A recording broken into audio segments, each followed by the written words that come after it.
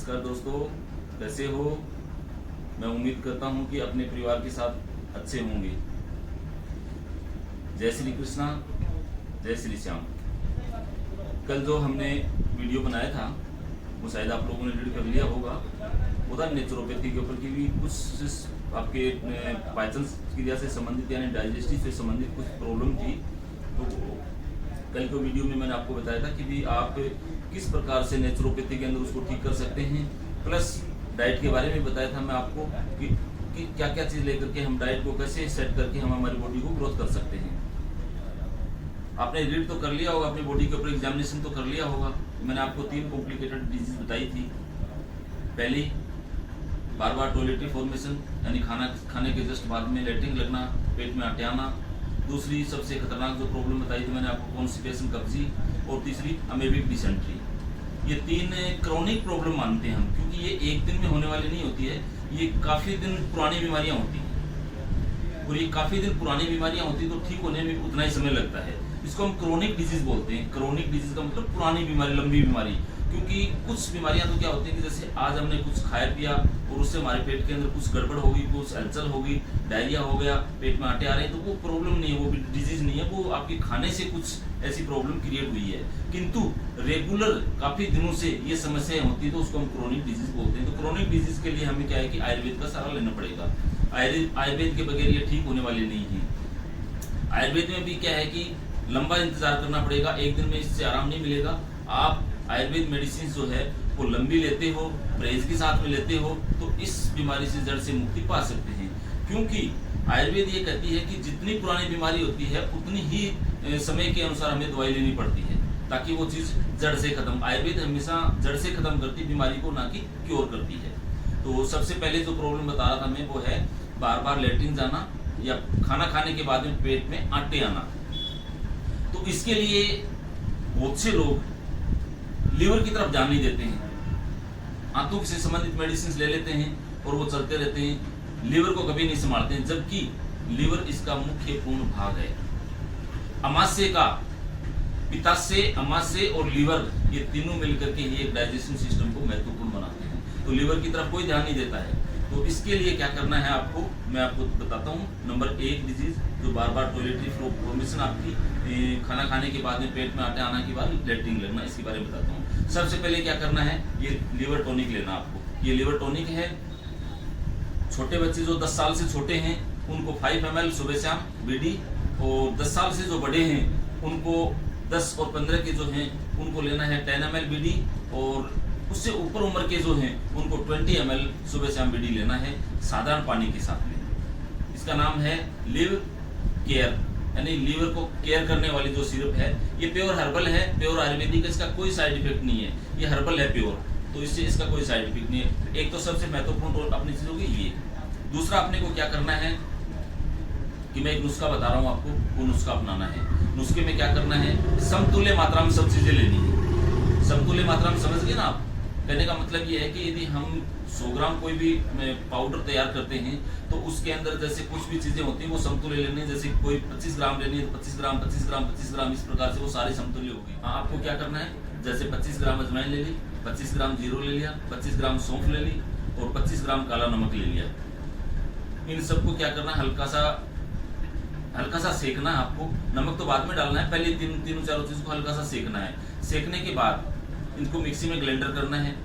Grinder बहुत बारीक powder नहीं बनाना है, हल्का ग्लेंडर करना है। हल्का ग्लेंडर करने के बाद में और उसके अंदर 25 ग्राम ही आपको क्या करना है, काला नमक वो मिलाना है और 1 चुटकी हींग की मिलानी है। फिर इसके अंदर क्या करना, आपको 50 ग्राम इसबगोल जो मार्केट में उपलब्ध होता है, 50 ग्राम इसबगोल इसमें ऐड करना है और अच्छी तरह से मिक्स करके 1 चम्मच सुबह, 1 चम्मच शाम को खानी है आपको। ये तो हो गया घरेलू नुस्खा।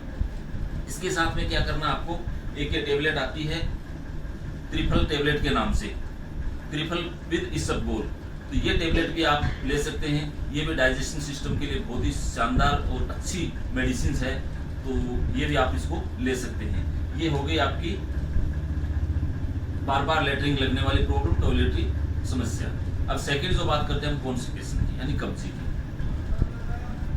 कब्जी एक ऐसी बीमारी है कि हम इसको बहुत ही खतरनाक मानते हैं, लोग इसको हल्के में ले लेते हैं। कारण क्या है कि कब्जी होता है आंतों के अंदर मल रुकना, यानी मल जो आंतों में पड़ा रहना, उसी को कब्जी बोलते हैं। और वो मल पड़ा पड़ा क्या करेगा, हार्ड रूप ले लेगा, सूख जाएगा, कड़ा हो जाएगा, हार्ड ले लेगा। हार्ड लेने के बाद में जैसे जैसे वो मल रेक्टम में मलाशय में जाएगा, मलाशय में जाकर के वो इतना हार्ड हो जाएगा कि एम्स के द्वारा वो बाहर नहीं निकल पाएगा। तो वो तो सबसे खराब क्रिटिकल पोजीशन बोलते हैं। और ये समस्या रेगुलर रहती है तो उसको पाइल्स की समस्या भी होने की ज्यादा संभावना रहती है। तो कोशिश करें कि किसी भी प्रकार से इस कॉन्स्टिपेशन को, इस कब्जी को खत्म करना है। इसको खत्म करने के लिए क्या होता है कि परहेज तो है ही, परहेज तो सबसे इम्पोर्टेंट है। परहेज के साथ साथ के अंदर मैं आपको एक टेबलेट बता रहा हूँ, ये है फ्रेश मॉर्निंग टेबलेट, एकदम प्योर हर्बल है और बहुत ही शानदार रिजल्ट है इसका।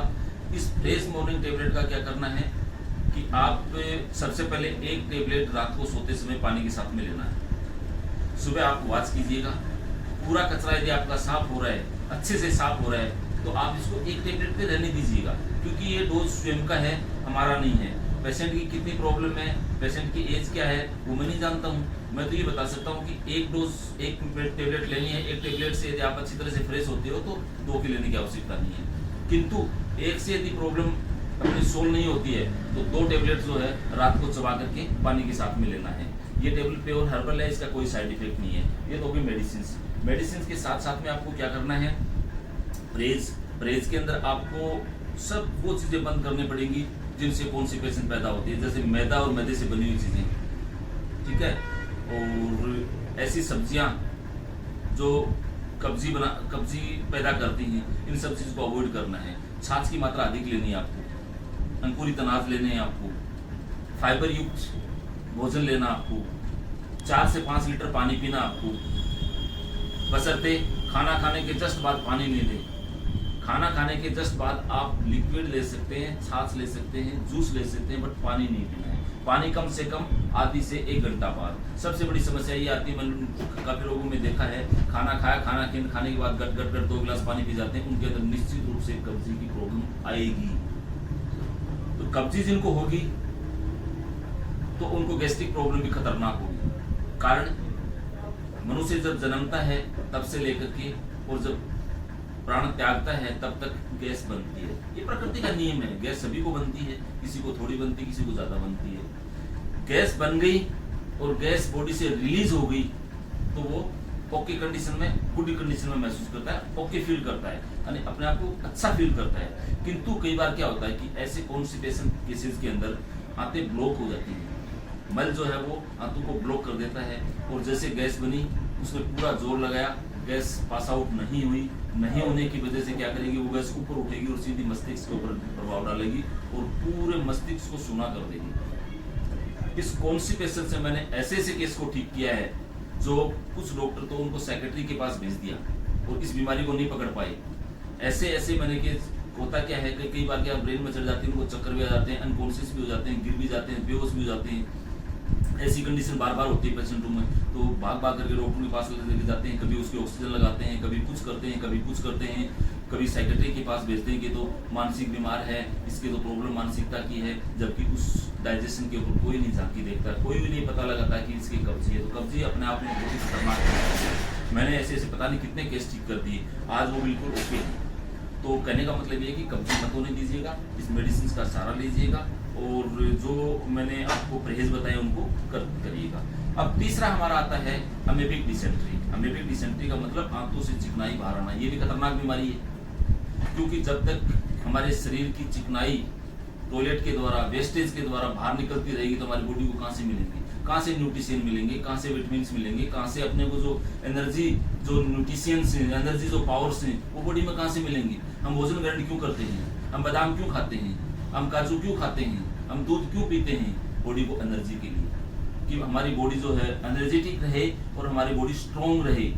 किंतु जिन व्यक्तियों को एमेबिक डिसेंट्री है उनके कुछ भी काम नहीं करते, वो सारा का सारा मल के अंदर बाहर निकल जाते हैं, यानी वो खाओ या नहीं खाओ बराबर है। तो सबसे पहले हमें इस बीमारी को ठीक करना है। इस बीमारी को ठीक करने के लिए क्या है, परहेज है, कुछ मेडिसिन है। मेडिसिन के अंदर सबसे पहले तो मैं आपको बताऊंगा कि एक यही टेबलेट जो है आपको लेनी है, त्रिफल विद इसबगोल। एक तो ये टेबलेट सुबह शाम एक लेनी है आपको। इसके साथ में एक आती है पाचक्रिस्टा, वो सिरप भी बहुत ही शानदार लाजवाब है, अच्छा रिजल्ट है। पाचक निष्ठा को कैसे लेना है, 10 साल से छोटे हैं तब तो 10 ml सुबह शाम भोजन के बीच में लेनी है। 10 साल से बड़े हैं 10 से 20 तक तो उनको लेना है 20 ml बीडी लेना है भोजन के बीच में। और उससे अडल्ट हैं या प्रॉब्लम बहुत ज्यादा, मतलब ये क्या है कि डोज जो है वो एज और प्रॉब्लम के अनुसार चलती है।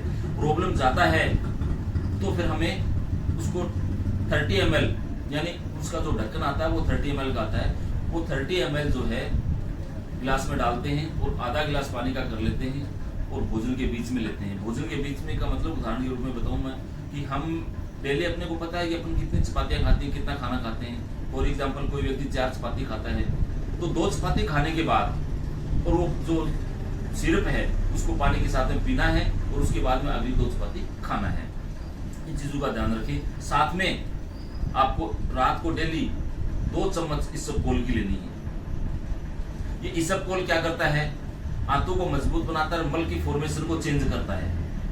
जो चिकनाई जो आंतों के अंदर है वो इसबगोल अपने आप को ऑब्जॉर्वेशन कर लेगा।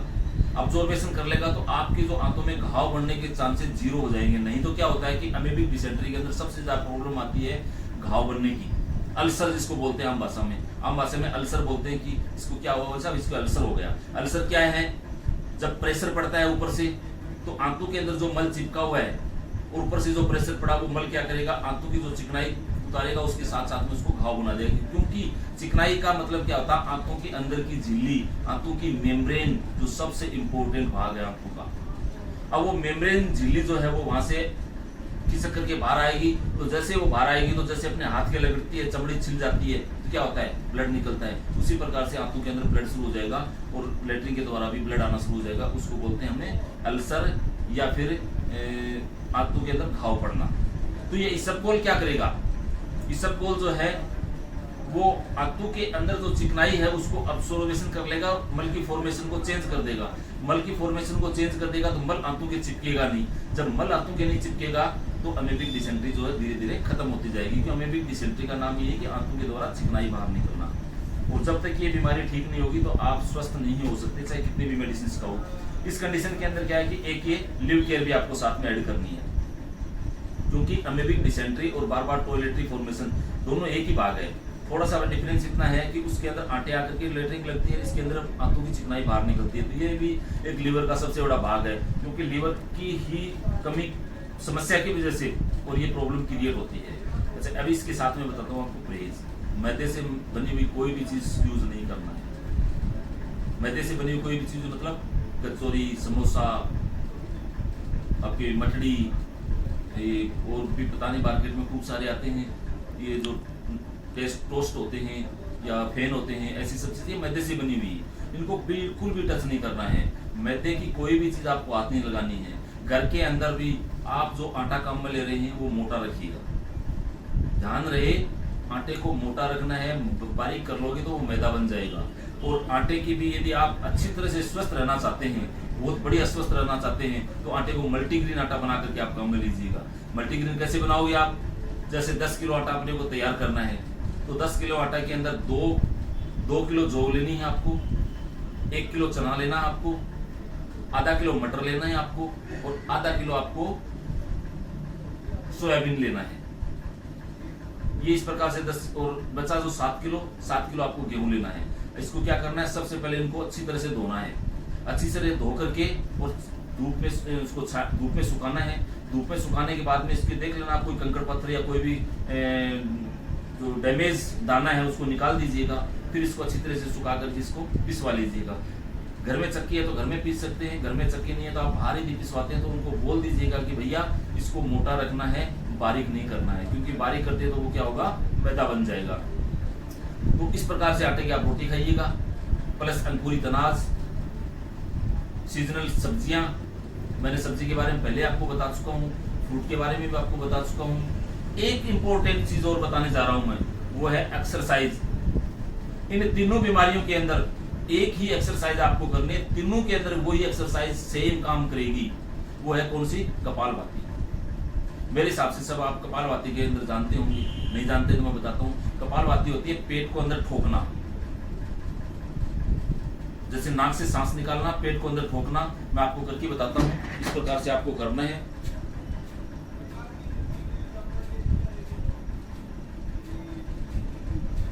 ये एक्सरसाइज जो है कपालभाति बोलते हैं इसको, ये आपको करने, क्योंकि ये आंतों को मजबूत बनाएंगी। आंतों के ऊपर ठोकर लगेगी तो ये मजबूत बनाएंगी, साथ आपके पेंक्रियाज ग्लैंड को भी मजबूत बनाएंगी जो इंसुलिन सेक्रेशन करता है। तो इस एक्सरसाइज को हाँ ये करना कब है, ये खाली पेट करना है, खाना खाने के बाद में बिल्कुल नहीं करना है, खाली पेट करना है। और खाली पेट करने के सुबह शाम दोनों टाइम कर सकते हो, एक टाइम भी कर सकते हो। तो ये आज के हमने जो मेडिसिन के बारे में बताया है, आपको किसी भी प्रकार की कोई शंका हो, संदेह हो, कोई भी मेडिसिन समझ में नहीं आती हो और ये बीमारी आपको हो, तो निसंकोच आप मेरे जो कॉन्टेक्ट नंबर जो हैं दिए गए हैं उनके ऊपर आप कॉल करके मेरे से परामर्श ले सकते हैं। साथ के अंदर आप कमेंट बॉक्स में जाकर के भी अपने डिजीज लिख सकते हैं। शर्माने की कहीं आवश्यकता नहीं है। मैं देखता हूँ कि बहुत सी बच्चियाँ और बच्चे शर्मा जाते हैं, शर्माने से तो सब बीमारी बढ़ती है, कम नहीं होती है। तो इसलिए किसी भी प्रकार की शंका उत्पन्न नहीं रखनी है, बेझिझक अपनी बीमारी को शेयर करनी है और शेयर करने के बाद में उसका निदान करना है। ये जो कंप्लीट दवाइयाँ जो हैं वो आप घर बैठे यदि मंगवाना चाहें तो अमेज़न के द्वारा मंगवा सकते हैं। जो डिस्क्रिप्शन के अंदर उसका लिंक दिया गया है, उस लिंक के द्वारा आप ये घर बैठे मेडिसिन मंगवा सकते हैं। डोज वो सारी मैं आपको बता दूंगा, तो आप अपने घर बैठे भी सारी मेडिसिन ये मंगवा सकते हैं। वीडियो कैसा लगा? यदि अच्छा लगा तो उसको शेयर करना, लाइक करना और कमेंट करके हमें जरूर बताना कि आपको कैसा लगा। एक चीज का ध्यान रखना, मैं बार बार कह रहा हूं, मैं तो अकेला प्राणी हूं। मेरी कोशिश तो यही है कि मैं सबको स्वस्थ रखूं, किंतु मैं अकेला प्राणी हूं, मैं किस किस के साथ में शेयर करूंगा? आप तो बहुत ज्यादा हो। तो मेरी कोशिश यही है कि आप भी अपने रिश्तेदार, अपने मित्र, अन्य कोई भी इस प्रकार की समस्या से ग्रसित है तो प्लीज एक बार उनके भी वीडियो शेयर कीजिएगा ताकि इसका लाभ उनको भी मिल सके। ओके, धन्यवाद। जय हिंद, जय भारत।